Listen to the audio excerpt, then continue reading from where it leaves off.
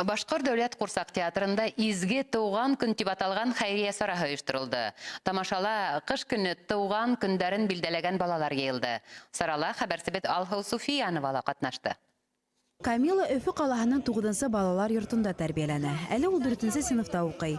Уның туган көне кырпак кар яуган кыш айында. Көтеп алган мөгъҗизәле байрам, хыялдар тормышка аша торган көн ди кыз. Я хочу увидеть Эльфовую башню и увидеть Диснейленд. Ал анда кыш көне туган, өләсә курсавында гына тәрбияләнгән малай спорт белән шөгыльләнә. Мәктәптә яхшы билдәләргә укый. Ә бына уның хыялы бөтенләй аерыла. Иң якын кешеһен көтә ул.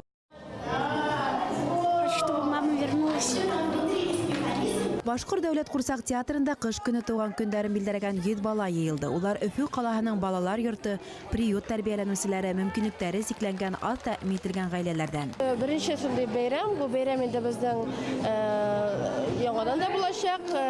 Яз көне туганнарны без 1 июньне җыячакбыз. Анда уже бөтен Башкирия буйлап җиргә үләйбез инде. Театр артистлары балалар өчен сагу тамаша күрһәтте. Курсактарның төрләре хакында бәян итте. Театр для ребенка – это прежде всего сказка. Я вот, например, благодаря этому празднику сегодня первый раз в жизни в кукольном театре. Я никогда не была в кукольном театре, первый раз смотрела представление. Это в первую очередь положительные эмоции. Балаларның күптәре курсактарның мөгъҗизәле дөньяһы белән беренче тапкыр таныша. Курсак театры киске тамашачылар өчен тагыла зур бүләк әзерләй. Балалар өчен киләчәктә яңа студиялар асыласак. Яңа тамаша залын төзү иһә репертуарды тагыла байытасак. Яңа курсактарның айырым зур бүлмәһе буласак дип көтелә. Әлеге вакытта безнең театрның 2500-га якын квадратный метр урынды алып тора.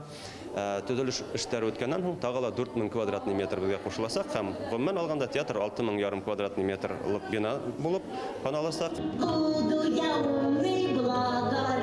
40 ел дәвамында эшләгән театр бинаһында зур үзгәрешләр көтелә. Театрды төзекләндерү һәм 4 катлы төкәтмә эшләү өчен федераль һәм республика бюджетына акча бүленә.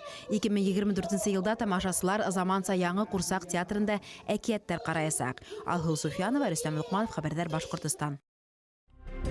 Хәбәрдарның бүгенге сыгарылышы тамам. Программа һоңында һава торышы турында мәгълүмат белән танышыгыз.